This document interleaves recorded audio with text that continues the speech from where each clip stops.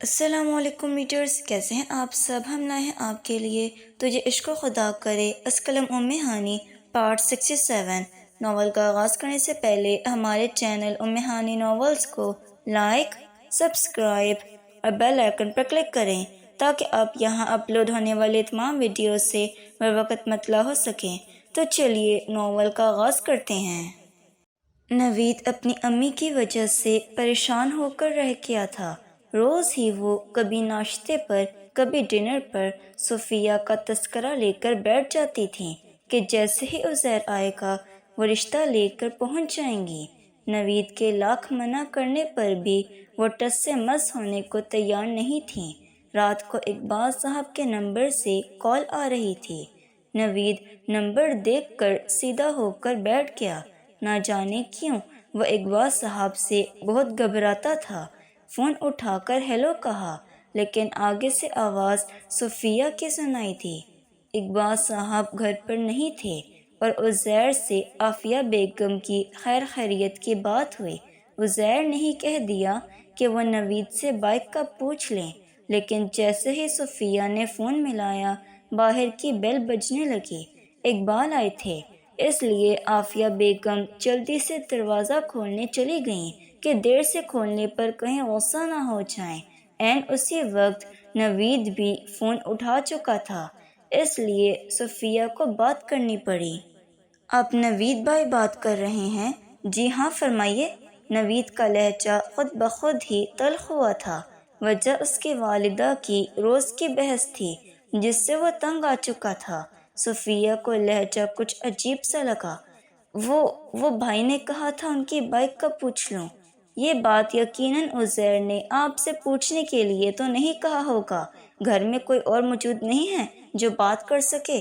اتنا روڈ قسم کا جواب سن کر اس کا تو رنگ ہی اڑ گیا تھا۔ پہلے ہی وہ کسی مرد سے بات نہیں کرتی تھی اور عافیہ بیگم کے اچانک جانے پر بات کر رہی تھی۔ ماں نے بات کرنی تھی، لیکن ابا کے آنے پر باہر کی بیل پر اتنا ہی کہہ کر بیچاری نے فون رکھ دیا۔ پہلے تو نوید نے فون کو گھورا، پھر غصے سے سائڈ ٹیبل پر رکھ دیا، پھر غصے سے بیٹھا رہا۔ کچھ دیر بعد احساس ہوا کہ جو کچھ ہوتا ہے اس کے گھر پر ہی ہو رہا ہے۔ صفیہ تو خیر ہر بات سے انجان ہی ہے، پھر وہ اس قسم کی بھی نہیں تھی کہ جان بوجھ کر بات کرے۔ عافیہ بیگم نوید سے بات کر لیا کرتی تھیں اور اس کے سامنے بھی جایا کرتی تھیں۔ یقیناً انہوں نے ہی عزیر کا پیغام دینے کے لیے فون کیا ہوگا، لیکن بدقسمتی سے شاید شامت صفیہ کی آئی تھی۔ احساس ندامت نے نوید کو آ گھیرا تھا۔ بار بار نوید کو اپنے اندر گلٹ سا فیل ہو رہا تھا، خود کو بار بار ملامت کر رہا تھا۔ کیا ضرورت تھی اتنا سویرلی بات کرنے کی؟ کیا سوچتی ہوگی وہ؟ اچھا دوست ہے جو کڑوی کسیلی سنا رہا ہے بنا کسی وجہ کے۔ یہ امی بھی نہ جانے کہاں کہاں ذلیل کروائیں گی مجھے۔ اپنے کمرے میں لیٹا یہی سوچ رہا تھا۔ کھانا کھانے کے بعد ہادیہ آسیہ کے ساتھ بیٹھ گئی۔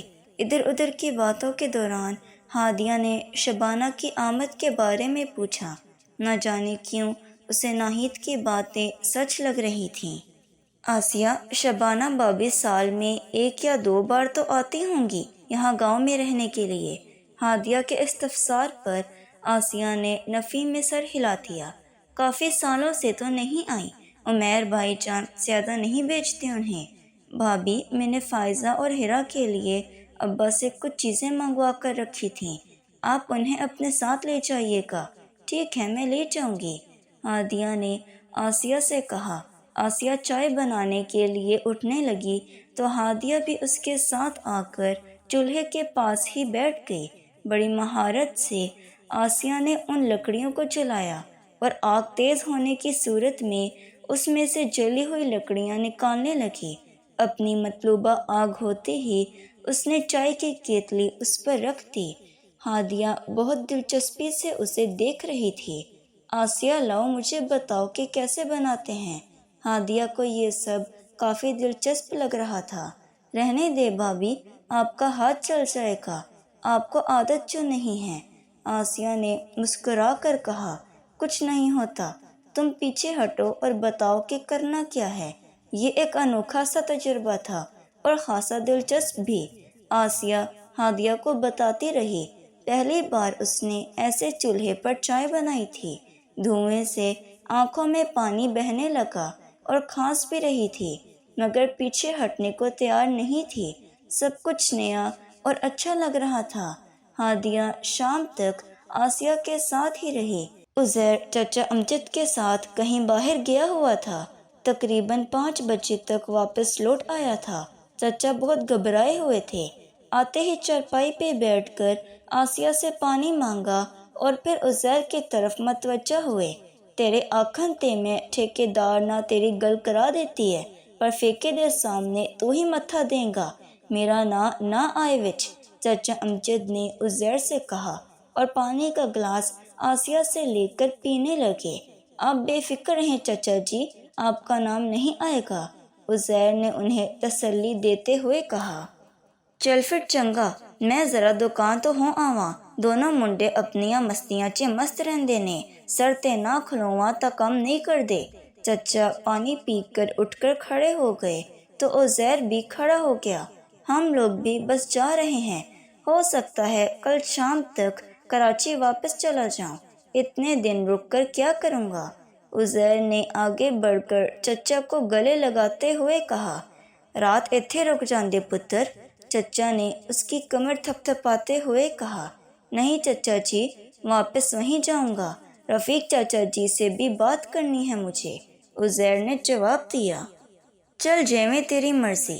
وہ اٹھ کر چلے گئے۔ چچی آرام کی غرض سے جا کر اپنے کمرے میں لیٹ گئی تھی، مگر آسیہ وہیں بیٹھی ہوئی تھی۔ عزیر ہادیہ کے پاس آ کر بولا، چلو اب، کھیتوں کے علاوہ تو یہاں دیکھنے لائق کچھ ہے نہیں، وہی دکھا دیتا ہوں تمہیں۔ نہیں، مجھے کچھ نہیں دیکھنا، دیکھ چکی ہوں میں اس دن، ہادیہ نے روکھا سا جواب دیا۔ اس دن ناہید اور سلیمان تھے، میں نہیں۔ آج میرے ساتھ جا کر دیکھو، اچھا لگے گا تمہیں، عزیر نے اپنائیت سے کہا۔ آسیہ سامنے بیٹھی ان دونوں کی ہی باتیں سن رہی تھی۔ عزیر کی اس پر نظر پڑی تو آسیہ سے بولا، تم بھی تیار ہو جاؤ گڑیا، چاچی جی تو ویسے ہی سو چکی ہوں گی، تم اکیلی کیا کرو گی یہاں پر؟ نہیں بھائی جان، آپ جائیں، مجھے برتن بھی دھونے ہیں ابھی۔ آسیہ چائے کے برتن اٹھانے لگی۔ بعد میں دھو لینا، چلو اٹھو، شاباش۔ عزیر نے اس کا ہاتھ پکڑ کر اسے کھڑا کیا۔ بھائی جان آپ لوگ جائیں، میں تو جاتی رہتی ہوں۔ آسیہ کو ان کے ساتھ جانا نامناسب سا لگ رہا تھا۔ میں ایک بھی نہیں سنوں گا گڑیا، جاؤ تیار ہو کر آؤ، شاباش، عزیر نے حتمی فیصلہ سنایا، لیکن آسیہ وہیں متذبذب سی کھڑی رہی۔ ہو جاؤ تیار آسیہ، یہ تو ٹلنے والے نہیں ہیں، جو دھن سوار ہو جائے اسے تو ہر حال میں پورا کرنا ہے، چاہے دوسرے کی مرضی ہو یا نہ ہو، ان کو اس بات سے کوئی فرق نہیں پڑتا۔ ہادیہ نے سیدھا عزیر پر طنز کیا۔ ہاں تو اور کیا، تمہاری بھابھی میرے مزاج سے بہت اچھی طرح واقف ہیں، اتنا کہ بنا کہے ہر بات سمجھ جاتی ہیں۔ عزیر کون سا کم تھا، اسی انداز میں جواب دے رہا تھا۔ آسیہ بیچاری باری باری دونوں کو دیکھ رہی تھی۔ آ جاؤ تیار ہو کر، تمہاری کمپنی میں میں زیادہ انجوائے کروں گی، ہادیہ نے آسیہ سے کہا۔ وہ اندر چلی گئی۔ کچھ دیر میں وہ ان دونوں کو کھیتوں میں لے گیا۔ راستے میں چلتے ہوئے کچھ دور چل کر ایک بڑی عمر کی عورت تندور میں روٹیاں لگا رہی تھی۔ ہادیہ کھڑی ہو کر اسے دیکھنے لگی۔ وہ کسی ماہر تندور والے کی طرح بڑے آرام سے یہ کام سر انجام دے رہی تھی۔ وہاں 1-2 گاہک ہی تھے، انہیں اس نے کچھ ہی دیر میں فارغ کر دیا۔ ہادیہ کو اپنی جانب یوں غور سے دیکھتے ہوئے دیکھ کر پوچھنے لگی، بول دئی رانی، کنی روٹی لگاواں؟ وہ عورت سمجھی شاید وہ روٹی لینے کے لیے کھڑی ہے۔ ہادیہ نے نفی میں سر ہلا دیا۔ تمہارا تندور میں روٹی لگانے کو دل چاہ رہا ہے؟ عزیر نے اس کے پاس کھڑے سرگوشی میں کہا۔ نہ جانے کیسے وہ اس کے دل کی بات سمجھ گیا تھا۔ اس نے ایک نظر اس پر ڈالی، پھر اس بات میں سر ہلا دیا۔ عزیر نے اس عورت سے کہہ کر اسے وہاں بٹھا دیا۔ اس عورت نے اسے پورا گائیڈ کیا تھا۔ اپنے ہاتھوں سے تنور میں روٹی لگانے کا پہلا تجربہ اسے اچھا لگا تھا۔ اس کے بعد اسی طرح چلتی ہوئی بیل گاڑی کے پیچھے بھاگ کر اس پر بیٹھنا، تانگا چلانا، یہ سب اس کے پہلے اور انوکھے تجربے تھے جو عزیر نے اس کے کہے بنا ہی خود اس کے ساتھ مل کر کیے تھے، اور اس نے خوب انجوائے بھی کیا تھا۔ تھک کر کچھ دیر سستانے کے لیے وہ کھیتوں سے ہوتے ہوئے ایک باغ میں آ گئے تھے۔ بچیوں نے وہاں درختوں پر رسیوں سے جھولے بنائے ہوئے تھے جسے باری باری کم عمر بچیاں جھول رہی تھیں۔ ان میں آسیہ کی سہیلیاں بھی تھیں جو اپنے بیگ ایک سائڈ پہ رکھ کر جھولا جھول رہی تھیں۔ آسیہ ان کے پاس چلی گئی۔ ہادیہ کی نظر ان بچیوں پر ہی تھی، انہیں ہنستے دیکھ کر خوش ہو رہی تھی۔ وہ دونوں ایک درخت کے نیچے بیٹھ گئے تھے۔ ہادیہ نے اپنا نقاب نیچے کیا تھا۔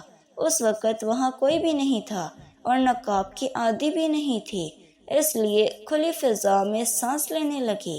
کیسا لگا میرے ساتھ آ کر؟ عزیر نے ہادیہ سے پوچھا۔ کچھ ڈیفرنٹ سا، ہادیہ نے جواب دیا۔ مطلب اچھا لگا، وہ مسکراتے ہوئے بولا۔ ہاں کہہ سکتے ہیں، میں نے تم سے کہا تھا کہ میرے ساتھ انجوائے ضرور کرو گی۔ وہ تو مجھے خود انٹرسٹ تھا اس لیے میں نے کر لیا، ورنہ تم زبردستی مجھ سے نہیں کروا سکتے تھے۔ ہادیہ کبھی اس کی تعریف کر ہی نہیں سکتی تھی، یہ بات وہ اچھی طرح سمجھ گیا تھا۔ ایسا کرتے ہیں مسز، یہیں شفٹ ہو جاتے ہیں، میں کھیتی باڑی کیا کروں گا، تم میرے لیے کھانا بنا کر لایا کرنا، پھر اسی درخت کے نیچے بیٹھ کر میں کھانا کھایا کروں گا اور تم مجھے ایک چھوٹی سی پنکھی لے کر ہوا دیا کرنا۔ عزیر کی بات پر ہادیہ کھلکھلا کر ہنسنے لگی۔ اچھے خواب دیکھ لیتے ہو تم جاگتی آنکھوں سے۔ عزیر کو اپنی جانب متوجہ دیکھ کر درخت سے ٹیک لگائے ہادیہ نے آنکھیں بند کر لیں۔ پرندوں کی آوازیں ذہن کو سکون دے رہی تھیں۔ نوید کے میسج پر میسج آ رہے تھے۔ اکیلا رہ کر وہ پاگل ہونے کی حد تک بور ہو چکا تھا، اوپر سے اس کی والدہ نے اسے پریشان کر رکھا تھا۔ وہ نوید کو میسیجز کرنے میں مصروف ہو گیا۔ کچھ ہی دیر میں بڑے چودھری کی گاڑی آ کر وہاں رک گئی۔ گاڑی کے زوردار ہارن پر ہادیہ نے آنکھیں کھول کر پلٹ کر دیکھا۔ وہاں موجود چرپائی کو چودھری کے محافظوں نے صاف کیا، چادر بچھائی، اور وہ چودھری مونچھوں کو بل دیتا ہوا وہاں بیٹھ گیا۔ اس کے دو محافظ اسے ہاتھ کی پنکھی سے ہوا دینے لگے۔ جہاں عزیر اور ہادیہ بیٹھے تھے وہاں انہیں چودھری تو صاف نظر آ رہا تھا، لیکن چودھری کو وہ نظر نہیں آ رہے تھے۔ وہ سب بچیاں جو کچھ دیر پہلے ہنس کھیل رہی تھیں، اب ان میں سے کافی تو اپنے بیگ اٹھائے جا چکی تھیں۔ آسیہ اور اس کی ایک اور سہیلی دونوں ان کے پاس آ کر بیٹھ گئیں۔ آسیہ کی دوست مختصر سے تعارف کے بعد اپنے بیگ سے کتاب نکال کر آسیہ کو اسکول کا کام بتانے لگی۔ ہادیہ کی نظریں اور دھیان اس بڑے چودھری کی طرف ہی لگا ہوا تھا۔ کچھ ہی دیر میں بہت سے لوگ وہاں پہنچ گئے۔ ان میں ایک 12 سالہ بچی اور اس کے ماں باپ بھی تھے، اور دوسری طرف 60 سالہ بڈھا اور اس کے جوان بیٹے تھے۔ یہ سب کیا ہے؟ یہ لوگ یہاں کیوں جمع ہیں؟ ہادیہ نے عزیر کے پاس بیٹھتے ہوئے عزیر سے پوچھا، جو میسیجز میں مصروف تھا۔ ہمارے معاشرے کا ناسور ہے جس نے برباد کر کے رکھ دیا ہے لوگوں کی زندگیوں کو۔ پنچایت لگی ہے یہاں پر، اور جو فیصلہ یہ چاہل چودھری کرے گا بس اسے حرف آخر سمجھ کر مان لیا جائے گا اور کوئی اختلاف نہیں کرے گا۔ سب سر جھکا لیں گے۔ زیادہ تر اس میں زیادتی کا نشانہ عورت ہی بنتی ہے، عزیر نے ناگواری سے کہا۔ ہادیہ دوبارہ وہیں متوجہ ہو گئی۔ یہ سب اس نے کتابوں کہانیوں میں تو پڑھا تھا، مگر یوں سامنے دیکھنے کا پہلا موقع تھا۔ ان لوگوں کی گواہیاں شروع ہو چکی تھیں۔ اس بچے کے باپ نے اس 60 سالہ بڈھے سے ادھار پیسے لیے تھے جو مقررہ مدت پر واپس نہیں کر سکا تھا، اس وجہ سے اس کے اوپر سود بڑھ رہا تھا، اور اب اس سود کی مدت بھی ختم ہو چکی تھی۔ اس بڈھے کی بیوی مر چکی تھی، اس لیے وہ چاہتا تھا یا تو اس لڑکی کا باپ اس بڈھے کے پیسے یکمشت واپس کرے یا اس بچی کو اس کے نکاح میں دے دے۔ یہ سن کر تو ہادیہ کے حواس گم ہوئے تھے، سانس لینا تک بھول گئی۔ دوبارہ پلٹ کر عزیر کی طرف دیکھا جو اب بھی میسیجز کرنے میں مصروف تھا، تم سن رہے ہو یہ لوگ کیا کہہ رہے ہیں؟ ہادیہ کو عزیر کا موبائل پر یوں مصروف ہونا برا لگا۔ نہیں، لیکن اندازہ ہے کہ کس حد تک گر سکتے ہیں، عزیر نے میسج کرتے ہوئے کہا۔ عزیر کے نارمل انداز پر ہادیہ متحیر ہوئی تھی۔ وہ بڈھا اس بچی کے دادا کی عمر کا ہے اور تم خاموش بیٹھے ہو، کچھ کرتے کیوں نہیں ہو؟ ہادیہ نے تعصب سے کہا۔ کر تو رہا ہوں، عزیر نے اطمینان سے جواب دیا۔ کیا کر رہے ہو؟ ہادیہ کو اس کی بے توجہی زہر لگی تھی، وہی جو 90% لوگ کرتے ہیں۔ افسوس، دل سے بہت برا بھلا کہہ رہا ہوں ان کو، اور برا لگ رہا ہے مجھے۔ وہ موبائل میں ساتھ ساتھ میسج بھی کر رہا تھا۔ ہادیہ نے اس کا موبائل چھین لیا۔ کس قسم کے مرد ہو تم؟ جا کے روک نہیں سکتے انہیں؟ اس قدر ظلم کر رہے ہیں اس بچی کے ساتھ۔ یونیورسٹی میں تو بہت ڈینگے مارا کرتے تھے، جہاں کرنے کا وقت ہے وہاں اپنے اس سڑے ہوئے موبائل کے ساتھ لگے ہوئے ہو۔ اس کے موبائل کو چھینتے ہوئے ہادیہ اسے اکسانے لگی۔ کیا سمجھتی ہو تم مجھے؟ جادوگر ہوں؟ میں بس یوں چھڑی گھماؤں گا اور سارا نظام ٹھیک کر دوں گا؟ کچھ نہیں کر سکتا میں۔ ہادیہ کے ہاتھ سے موبائل لے کر وہ دوبارہ میسج کرنے لگا۔ بیٹھے رہو تم بزدلوں کی طرح، ایڈیٹ۔ ہادیہ اٹھ کر کھڑی ہونے لگی تو عزیر نے اس کا ہاتھ پکڑ کر دوبارہ بٹھا دیا۔ دماغ تو ٹھیک ہے تمہارا؟ کہاں جا رہی ہو تم؟ وہ اسے آنکھیں دکھاتے ہوئے بولا۔ تمہاری طرح بزدل نہیں ہوں میں۔ وہ اپنا ہاتھ چھڑوانے لگی۔ اپنی بہادری کے جوہر جو 2 دن پہلے تم دکھا چکی ہو نا، اسی کو بڑی مشکل سے جھیل رہے ہیں۔ تمہیں اندازہ ہے کیا کر سکتے تھے وہ لوگ تمہارے ساتھ؟ اس لیے آرام سے بیٹھی رہو یہیں پر۔ تم کیا سمجھتی ہو تم ایک دھواں دار تقریر سناؤ گی تو وہ لوگ تالیاں بجا کر تمہاری بات مان لیں گے؟ ایسا نہیں ہوتا میڈم، عزیر نے اسے سختی سے کہا۔ ایٹ لیسٹ یہ تو کر سکتی ہوں کہ اپنا زیور بیچ کر اس شخص کا قرضہ اتار دوں، کم از کم اس بچی کی زندگی تو برباد نہیں ہوگی۔ ان 2 انگوٹھیوں اور چھوٹے سے ٹاپس کی زیادہ سے زیادہ کیا قیمت ہوگی؟ یہ کوئی نئی بات نہیں ہے، یہاں صبح شام ایسی مجلسیں لگتی ہیں، کیا کیا بیچو گی؟ عزیر کی بات پر ہادیہ اس کی منت پر اتر آئی۔ تم کر سکتے ہو، مجھے معلوم ہے۔ تم نے دادا کو بھی تو سمجھایا تھا، اس چودھری کو بھی سمجھا دو پلیز عزیر۔ اب وہ اس سے التجا کرنے لگی۔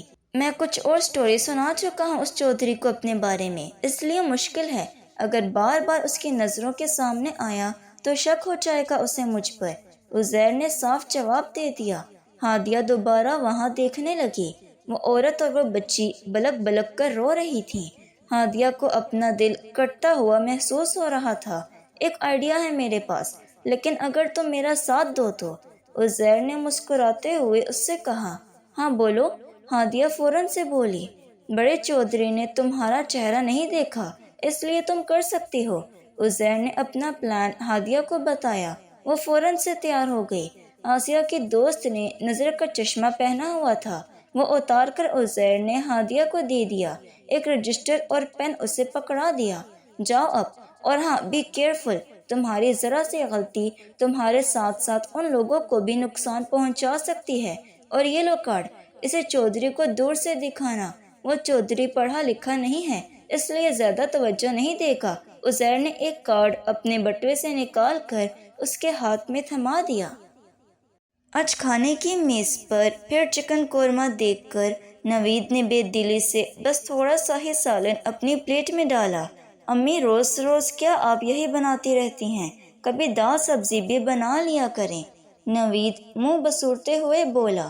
میں تو بیٹا وہی بناؤں گی جو میرے میاں کو پسند ہے، تمہیں زیادہ تکلیف ہے تو لے آؤ اپنی بیوی اور اس کے سامنے یہ فرمائشی پروگرام رکھنا، وہ اپنی پلیٹ میں سالن ڈالتے ہوئے بولی۔ نوید نے اپنے والد کی طرف دیکھا، پھر اپنے والد سے مخاطب ہوا۔ پاپا، آپ امی سے کہہ دے کہ آپ نے کل دال کھانی ہے، آپ کی فرمائش کی اہمیت تو ہے ان کی نظر میں۔ مجھے تو لگتا ہے میں امی کی سگی اولاد ہی نہیں ہوں۔ پاپا صحیح بتائیں، میں آپ کی دوسری بیوی کی اولاد تو نہیں جو یہ ایسا سوتیلوں والا سلوک کرتی ہے میرے ساتھ؟ نوید نے جلے دل کے ساتھ روٹی کا نوالا منہ میں لیتے ہوئے کہا۔ نوید کے والد کی مسکراہٹ گہری ہوئی۔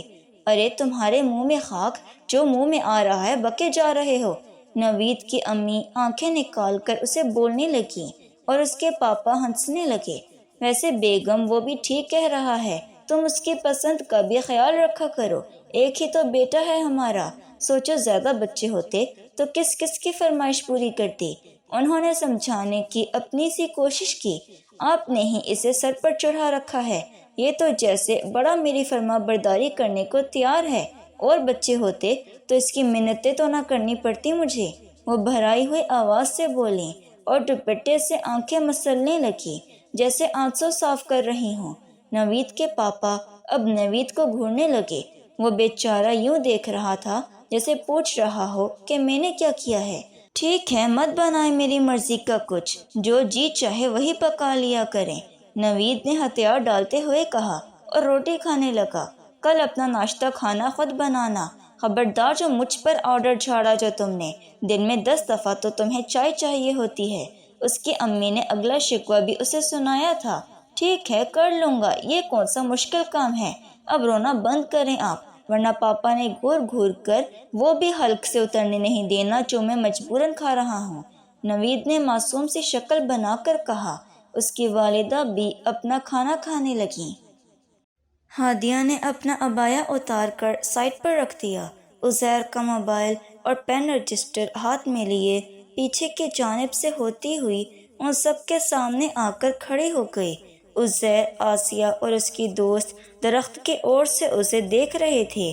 وہ موبائل کے کیمرے سے مووی بناتے ہوئے ان کے سامنے آ گئی اور بولی، یہ ہیں یہاں کے بڑے چودھری صاحب جو عورتوں کے حق کی خاطر اپنی جان اور مال کی پرواہ نہیں کرتے۔ جہاں ظلم و ستم کی اندھیر نگری چھائی ہوئی ہے، وہاں روشنی کا ایک دیا بھی جل اٹھے تو وہ اس اندھیرے کو ختم کرنے کے لیے کافی ہوتا ہے۔ ناظرین، یہ ہے وہ دیا جس نے اپنی کاوش سے لوگوں کو انصاف سے روشناس کروایا ہے۔ یہ وہ ہستی ہے جس نے نا انصافی کی اندھیر نگری کو ختم کرنے کا عزم کر رکھا ہے۔ اب ہم ان کے آس پاس موجود لوگوں سے ان کی رائے لیتے ہیں۔ ہادیہ ان کے پاس آئی تو چودھری کھڑا ہو گیا۔ وہ حیران ہو کر اسے دیکھ رہا تھا۔ او بند کرو اپنے موبائل نو، کون ہو بھائی تسی تاں ایتھے کی کردے پئی ہو؟ ہادیہ نے موبائل کو آف کیا اور اپنے ہاتھ میں پکڑے پرس سے کارڈ نکال کر چودھری کے سامنے لہرایا۔ سر، میں میڈیا کی طرف سے آئی ہوں اور یہاں موجود عورتوں کے اوپر ہونے والے ظلم و ستم کے خلاف ایک رپورٹ تیار کر رہی ہوں۔ میرا کیمرہ مین نہ جانے کہاں رہ گیا ہے، آپ کو یہاں دیکھ کر مجھ سے رہا نہیں گیا۔ یہاں کے لوگوں سے آپ کی بڑی تعریف سنی ہے، بڑے انصاف پسند ہیں آپ۔ میں تو حیران رہ گئی کہ آج کے دور میں بھی ایسے لوگ ہیں جو عورتوں کو سپورٹ کر رہے ہیں، پھر آپ شاید کسی مظلوم کی مدد کے لیے ہی یہاں بیٹھے ہیں۔ ویسے بھی الیکشن قریب ہیں، ایسی ویڈیو اگر ٹی وی چینل پر چل گئی تو آپ کی تو واہ واہ ہو جائے گی۔ ہادیہ نے پروفیشنل انداز میں کہا۔ ہے واقعی؟ وہ چودھری اور چوڑا ہو کر کھڑا ہو گیا۔ سر، آپ نے گاؤں والوں پر جیسے کوئی جادو کر دیا ہے، ورنہ تو لوگ ان بڑے بڑے زمینداروں کے ظلم و ستم کا رونا روتے ہوئے ملتے ہیں۔ آپ کے پیچھے جو قصبہ لگتا ہے وہاں کے لوگوں کو اپنے زمیندار سے بہت شکایتیں ہیں، اور آپ ایسے ظالم زمینداروں کے لیے منہ توڑ جواب ہیں۔ ہادیہ نے اس چودھری کی تعریف کے ایسے پل باندھے کہ وہ چودھری خود کو اس وقت کسی وزیر اعظم سے کم نہیں سمجھ رہا تھا۔ بار بار مسکراتے اور اتراتے ہوئے اپنی مونچھیں مروڑ رہا تھا۔ اوے تے تسی ٹھیک کہہ رہی ہو۔ وہ ہنستے ہوئے اپنی مونچھوں کو بل دینے لگا۔ تو میں اپنے موبائل سے آپ کے اس پنچایت کے فیصلے کو ریکارڈ کر لوں، آپ کی دھاک لوگوں کے دلوں میں اور بیٹھ جائے گی۔ ہادیہ نے چودھری کا موڈ خوشگوار دیکھ کر کہا۔ او کیوں نہیں جی، ضرور ضرور۔ چودھری کے کہنے کی دیر تھی کہ اس نے موبائل سے دوبارہ اپنی کمنٹری شروع کر دی۔ ہاں تو ناظرین، یہاں ایک مظلوم عورت اور اس کی بچی ہمیں نظر آ رہی ہیں۔ ہم دیکھتے ہیں چودھری صاحب ان کا کیسے دفاع کرتے ہیں۔ چودھری تھوڑا اور اکڑ کر چرپائی پر بیٹھ گیا۔ اپنی مونچھوں کو بل دیتے ہوئے اس نے کہا، او فیصلہ تو سمجھو ہو گیا۔ او پاشکور، کتنے پیسے دینے ہیں بھائی افضل نے تیرے؟ چودھری نے اس بڈھے سے کہا۔ چودھری صاحب، اے ہی کوئی سود ملا کے 2 لاکھ، اس پر اس بڈھے کا بیٹا بولا۔ او بس، چودھری نے حیران ہونے کا ڈرامہ کیا، ورنہ بات تو اسے پہلے سے پتہ تھی۔ اس نے ملازم سے اپنی چیک بک لانے کو کہا اور 2 لاکھ کا چیک کاٹ کر اسے دے دیا۔ کاکا عیش کر، تے خبردار جو دوبارہ تو پا افضل دے گھر دا رخ بھی کیتا، چودھری نے اس بڈھے سے کہا۔ وہ عورت اور اس کا شوہر خوشی سے اس چودھری کے نعرے لگانے لگے۔ ایک پیپر پر سائن کر کے اس چودھری نے اپنا قلم توڑ دیا۔ اس کا مطلب یہ سمجھا جاتا تھا کہ اب جو فیصلہ ہو گیا اس سے کوئی پیچھے نہیں ہٹ سکتا۔ سب لوگ اٹھ کر وہاں سے چلے گئے۔ پھر ہادیہ نے بھی کھسکنے کی تو اس چودھری نے اس سے آواز دے کر اپنے پاس بلایا۔ او گل سن کڑیے۔ چودھری کی آواز پر ہادیہ کچھ گھبرا گئی، خود کو نارمل کرتے ہوئے پیچھے پلٹی اور اس چودھری کے سامنے کھڑی ہو گئی۔ وہ تینوں اسے وہیں درخت کے پیچھے سے دیکھ رہے تھے۔ او کیڑے چینل تے آئے گا تیرا ہے پروگرام؟ چودھری نے پوچھا۔ جی وہ ہادیہ کچھ کنفیوز سے ہو گئی، لیکن خود کو سنبھال کر بولی، ہمارا نیا چینل شروع ہوا ہے DF کے نام سے۔ 1-1.5 ہفتہ لگے گا اس پروگرام کو ٹی وی پر آنے میں، کیونکہ ہمیں ابھی آس پاس کے اور بھی بہت سے دیہاتوں میں جا کر اپنی رپورٹ تیار کرنی ہے۔ اچھا ٹھیک ہے۔ وہ مطمئن ہو گیا اور اپنی گاڑی میں بیٹھ کر دھواں اڑاتا ہوا وہاں سے چلا گیا۔ اس کے جاتے ہی ہادیہ نے سکا سانس لیا۔ آسیہ اور اس کی دوست ہنستی ہوئی اس کے پاس آ گئیں۔ بھابھی آپ نے تو کمال کر دیا، کیا بولتی ہیں آپ، ان کی تو چھٹی کر کے رکھتی۔ آسیہ نے اس کی تعریف کی۔ ہادیہ نے وہ چشمہ اتار کر اس کی دوست کو واپس کر دیا۔ اتنی دیر میں عزیر بھی اس کے پاس پہنچ گیا۔ بھائی جان، میں اپنی سہیلی کے ساتھ گھر جا رہی ہوں، اماں نے آج سکول بھی نہیں بھیجا تھا، اس سے کام لے کر لوں گی۔ آسیہ نے عزیر سے کہا۔ ٹھیک ہے، دھیان سے جانا، عزیر نے آسیہ سے کہا۔ اس کے جانے کے بعد ہادیہ سے بولا، جو اب بھی حیران پریشان اور بے یقین کھڑی تھی۔ واہ بھائی، تم نے تو چاروں شانے چت کر دیے، ویل ڈن، وہ اسے سراہتے ہوئے بولا۔ کر تو میں نے لیا، لیکن مجھے ڈر بہت لگ رہا تھا، اگر اس چودھری کو شک ہو جاتا تو۔ ہادیہ نے اپنی کیفیت ڈرتے ہوئے بتائی۔ مجھے تو یقین تھا کہ تم کر لو گی، عزیر نے اعتماد سے کہا۔ تمہیں کیسے یقین تھا کہ میں کر سکتی ہوں؟ مجھے تو ڈر تھا کہ کہیں پکڑی نہ جاؤں۔ ہادیہ کو عزیر کی پر اعتمادی پر حیرت تھی۔ جو لڑکی اپنے ساتھ بدتمیزی کرنے والے کو پوری یونیورسٹی کے سامنے تھپڑ مار سکتی ہے، وہ کچھ بھی کر سکتی ہے۔ وہ مسکراتے ہوئے اسے بولا۔ وہ اب بھی سمجھ نہیں پا رہی تھی۔ جس کو وہ اس کی بہادری سمجھ رہا تھا، وہ اس کی ارسلان کے بارے میں لا علمی تھی۔ جب اسے یہ معلوم ہوا تھا کہ وہ DIG کا بیٹا ہے، اس کی راتوں کی نیندیں اڑ گئی تھیں، اس خوف سے کہ کہیں وہ اسے کوئی نقصان نہ پہنچا دے۔ ارسلان کے ساتھ کیا گیا رویہ اس کی لا علمی تھی، بے خوفی نہیں۔ مگر اگر وہ ایسا سمجھ رہا تھا تو ہادیہ کو کون سا اعتراض تھا؟ اچھا ہے، اسے بھی تو معلوم ہو کہ عورت بہادر بھی ہوتی ہے۔ ہادیہ اسی میں خوش تھی، لیکن عزیر کی نظریں اس پر عجیب انداز سے جمی ہوئی تھیں۔ اس وقت تو وہ اس میں کسی اور کو ہی ڈھونڈنے کی کوشش کر رہا تھا۔ ہادیہ متذبذب سے ہوئی تھی۔ ایسے کیا دیکھ رہے ہو؟ تمہیں کیا پتا تم میں کون نظر آتا ہے مجھے، جب تم یوں سب کی چھٹی کرواتی ہو؟ وہ مسکراتے ہوئے اپنی نظریں بدل گیا۔ کون نظر آتا ہے؟ ہادیہ کو جاننے کا تجسس ہوا۔ بتاؤں گا تمہیں کسی دن، بہت کچھ بتانا ہے تمہیں، بس تمہارا تھوڑا نخرہ کم ہو جائے، پھر بتاؤں گا۔ وہ شوق ہوتا ہوا اس کا ناک دبا کر بولا۔ ہادیہ نے فوراً اس کا ہاتھ چھٹکا تھا۔ تم جانتی ہو، مجھے 1% بھی امید نہیں تھی تم اس DIG کے بیٹے کو تھپڑ مارو گی، مگر تم نے تو مجھے حیران کر دیا تھا۔ تھپڑ تم نے مارا اسے تھا اور لگا سیدھا میرے دل پر تھا۔ بس تب ہی میں نے پکا ارادہ کر لیا تھا کہ شادی تمہیں سے کروں گا۔ تم میں سارے گٹس تھے میری بیوی بننے کے، تمہیں کیسے چھوڑ سکتا تھا؟ عزیر اپنی دھن میں بول رہا تھا، مگر ہادیہ اس کے ساتھ چلتی چلتی اچانک رک گئی۔ اب عزیر کی بات اور خود اعتمادی اسے زہر لگنے لگی۔ تھوڑی دیر پہلے کی خوشی اور سرشاری عزیر کے اس جملے سے غارت ہو چکی تھی۔ جی تو ریڈرز، کیسی لگی آپ کو آج کے ایپیسوڈ؟ یہ ناول آپ کو کیسا لگ رہا ہے؟ اپنی رائے ضرور دیا کریں۔